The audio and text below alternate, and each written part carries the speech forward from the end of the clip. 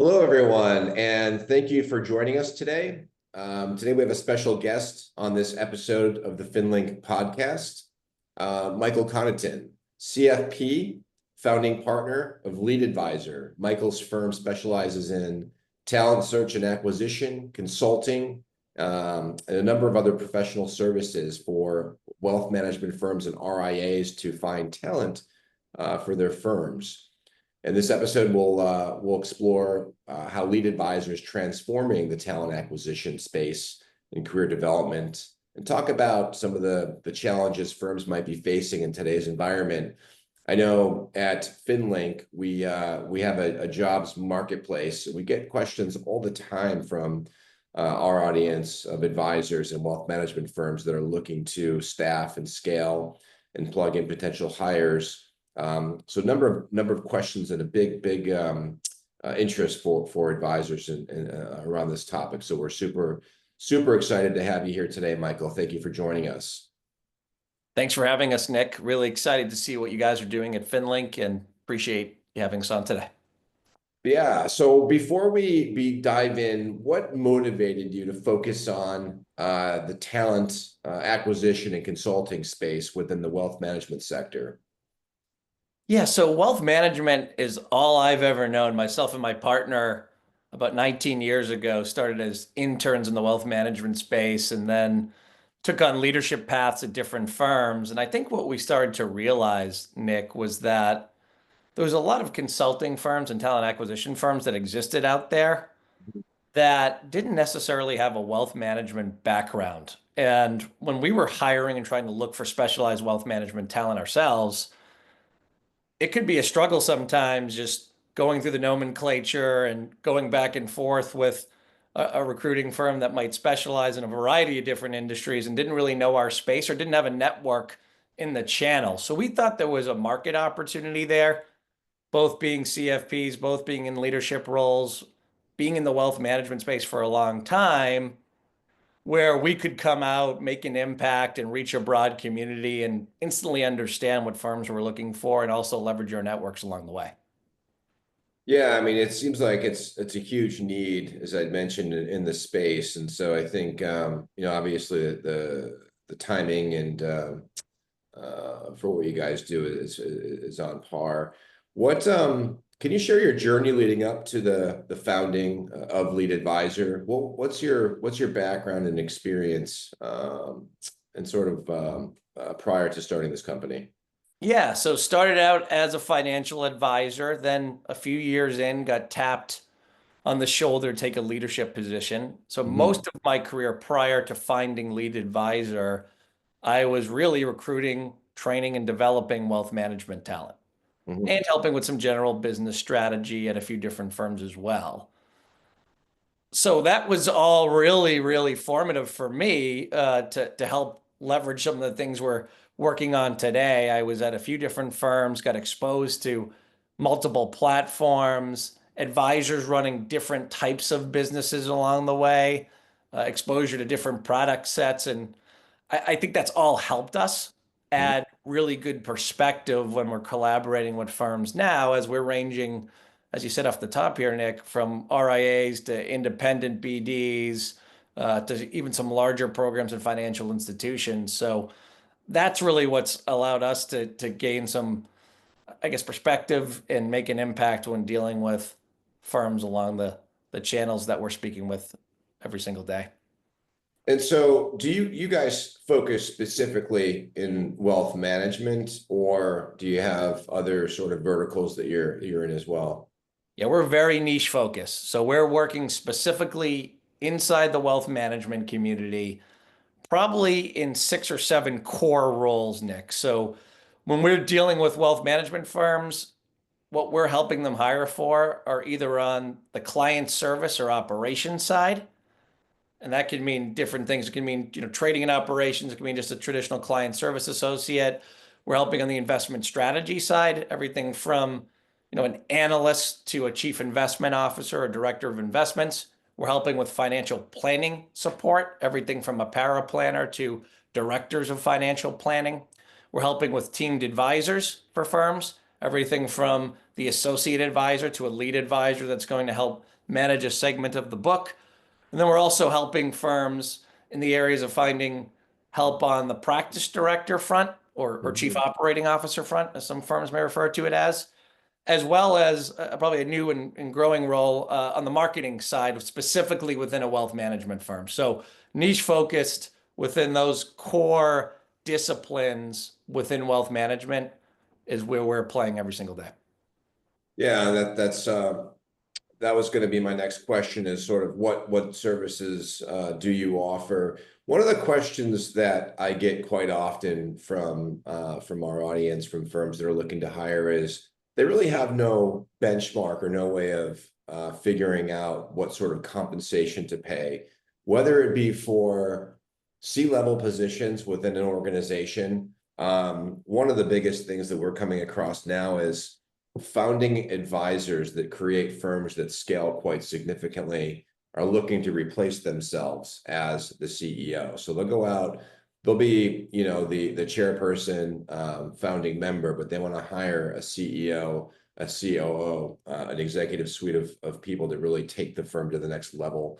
Um, how do advisors and founders of RIAs figure out what's the appropriate compensation?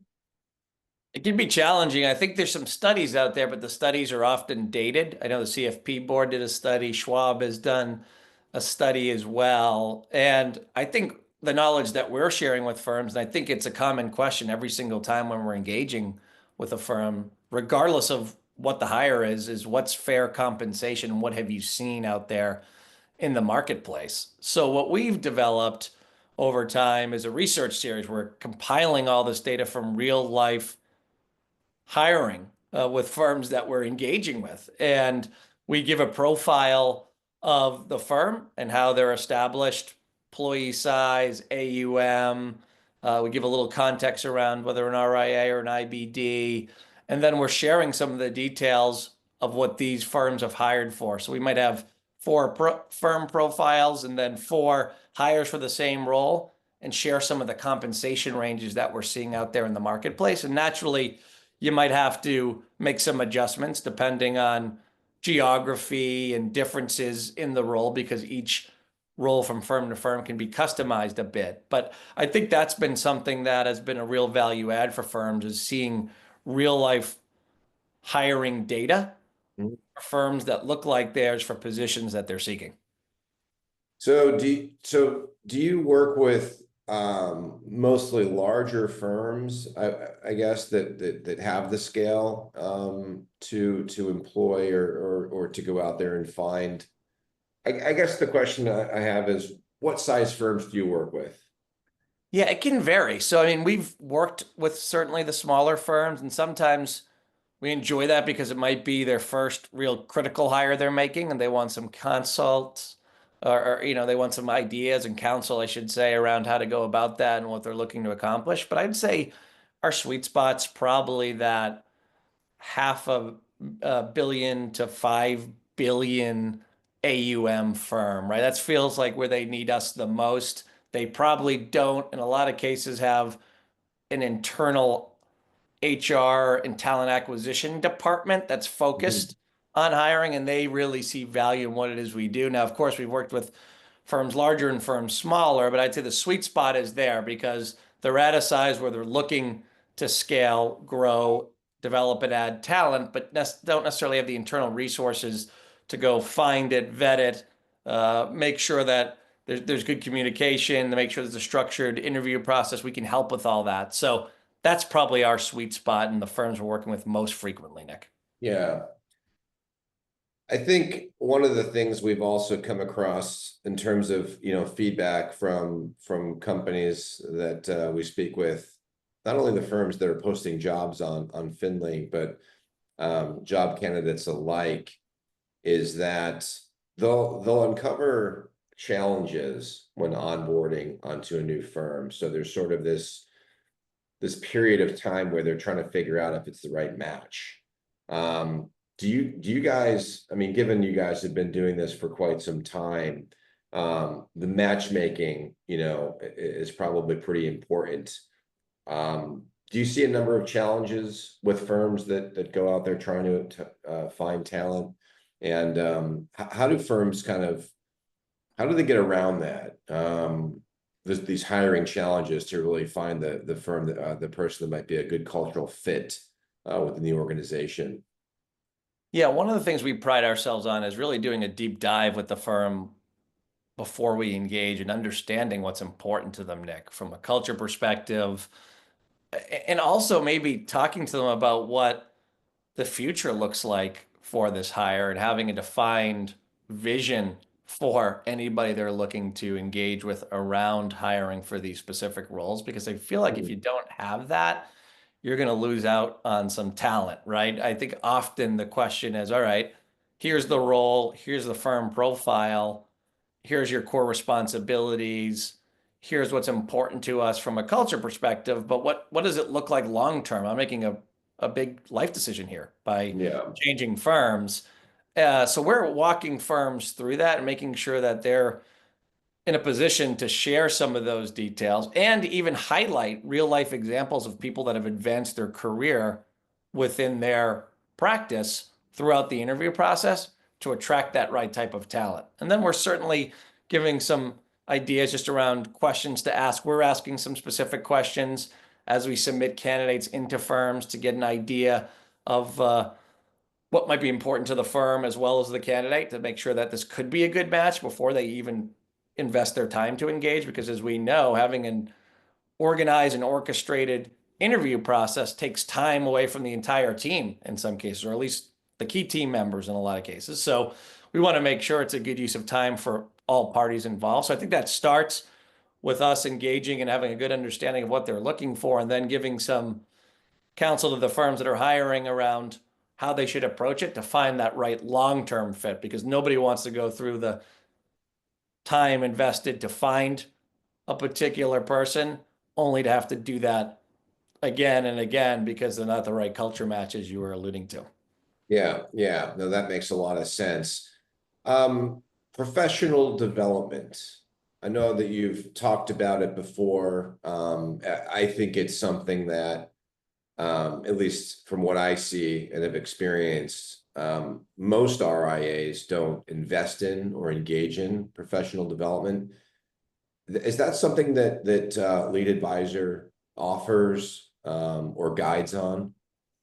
Yeah, so we do quite a bit in that space. And often it can be paired with what we're doing on the talent acquisition side. Sometimes it's a standalone, but we run actually study groups for different firms and practices right now where we're being the ones that kind of bring the groups of like-minded professionals together in the same role, but might work at different practices in some cases to cross-pollinate and get ideas and share best practices and how they can implement some of these things at their own firm. We've done leadership development for people that want to be aspiring leaders within a firm and put together programs around that.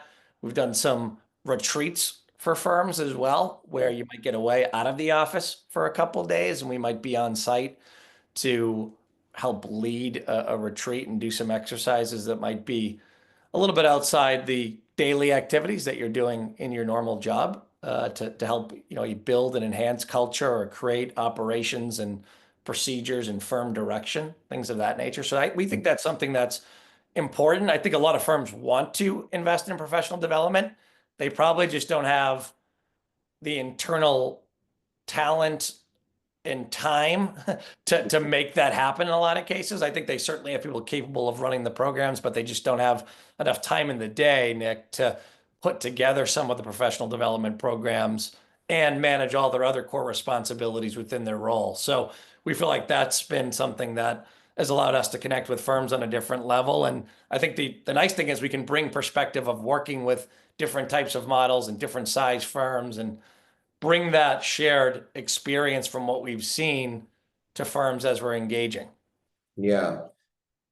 I have a question around technology, but first I want to ask you about there's been a lot of chatter ongoing about the work from home situation, and I'm just unfamiliar if that was a prevalent thing in the wealth management space, specifically for RIAs. Is that still an ongoing, um, I guess, issue or factor or trend? Is there still a big work from home presence in the space? We're finding more firms are wanting people in with some regularity, but Yeah. not necessarily 5 days a week. I think there's still a fair amount of flexibility in the independent channel, unlike probably the larger financial institutions that we're reading about in the headlines that are making everybody come back into the office 5 days a week.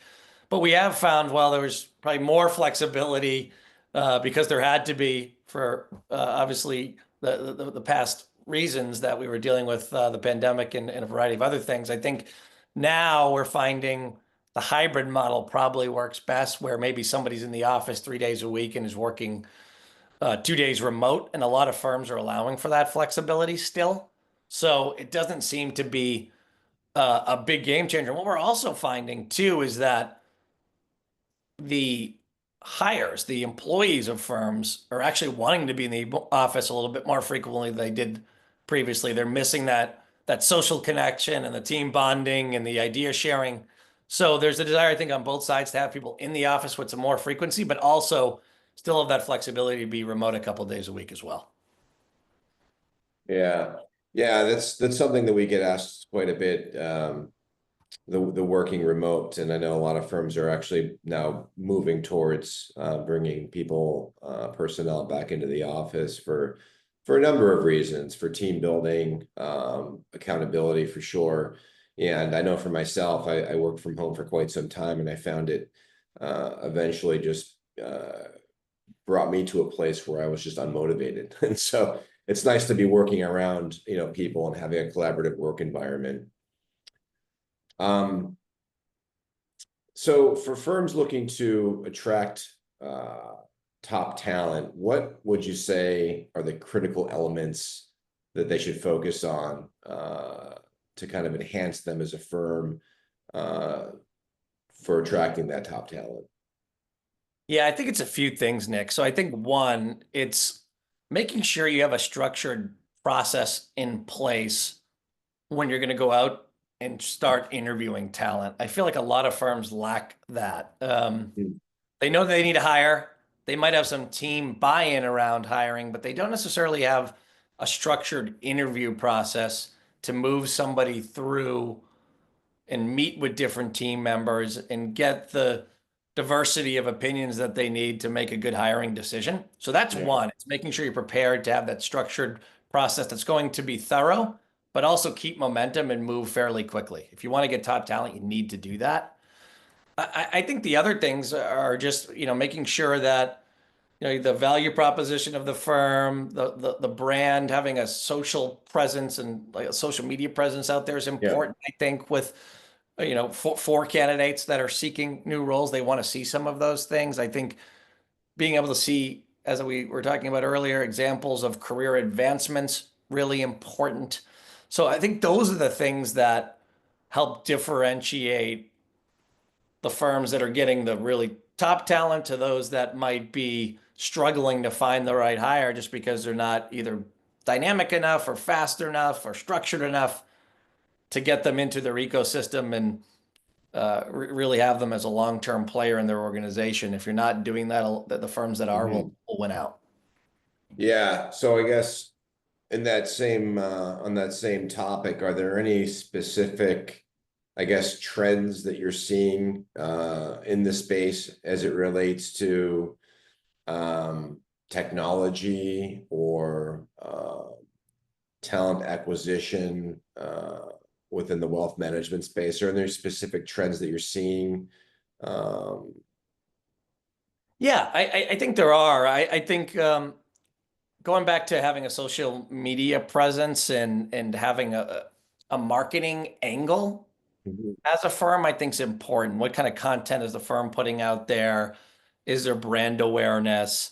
Is the firm using digital branding strategies to attract clients in? Are they doing client events? Things of that nature, I think, are important to candidates a lot of the time because maybe they're leaving their firm because some of those things are lacking and they want to embrace more of that and they know that's where the world is going and probably has been for a little while. Not Yeah. all firms adapt as quickly as others. So I think that's, a trend we're seeing for sure.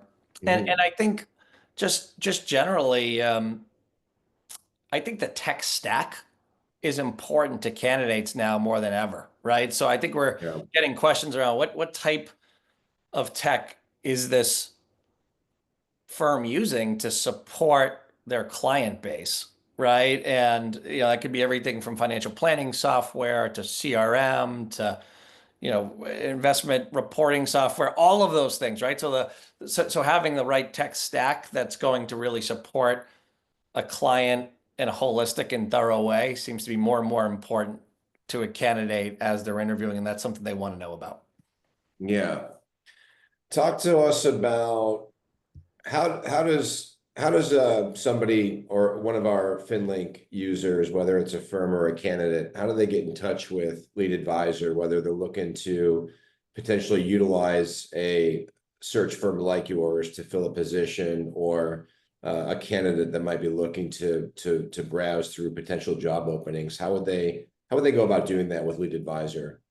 Yeah, they can find us in a few different ways. So we have a decent presence on LinkedIn, so they could find us there and certainly shoot us a message directly. They can find us through our website. We've developed an app on the candidate side.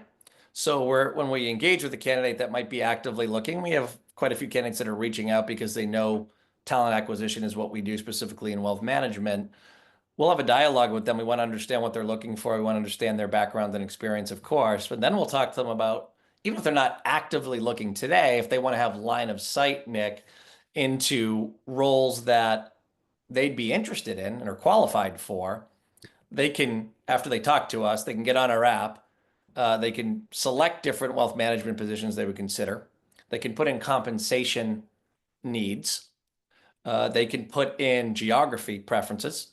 And every time there's a new role, they could get live, up-to-date alerts around positions that match their profile criteria. So that's one thing we've done on the candidate side. And that's been great because there's a lot of candidates that, like I said, aren't out there browsing job boards or checking LinkedIn jobs or Google jobs for a new role, but might want to have line of sight. And as we know, things can change quickly at the firm level, and there could have been maybe an event at the firm that has now caused them to change, especially with a lot of mergers and acquisitions going on, which I know you guys know a lot about. So, that's one way for the candidate to get in touch with us. On the client side, a lot of our clients are coming from word of mouth, and Yeah. so direct referrals, so they have an understanding of what it is we do, and we're getting a personal introduction from them. But they can find us in similar ways, whether it be through our website or through LinkedIn. We also recently released a job board where somebody could post a job directly to wealth management candidates, but most of our work is coming on the concierge side for these harder to find roles where they're very specific from qualification standpoint and culture standpoint, and need that more vetted process to find the right type of talent that they're looking for. Yeah. No, that's good to know. And we're actually, for those of you tuning in and listening, we're working out through a partnership with Lead Advisor to offer their products and services to our audience and ecosystem, and we're super excited for the partnership. Um, before we wrap up today, Michael, anything else that's brewing on your end at Lead Advisor? What does the future look like for your company, and any additional insights into what you guys think is coming in the pipe for 2025? Yeah, so as we move forward to 2025, we're looking forward to a few different things. So we've built up our newsletter and have a following there. We want to continue to do that just to keep people in our world. The newsletter is both for employers and employees. We're giving some tidbits of what we're seeing out there in the business every single week because we're on the front lines holding interviews and engaging with firms around hiring for different roles. So we'll continue to do that and grow the following that way. Continue to build the app a bit on the candidate side just to build that community so we can have a good pool of candidates that we know are qualified for certain roles. So when we engage with firms, we're able to work with some speed and also have some quality to introduce them to.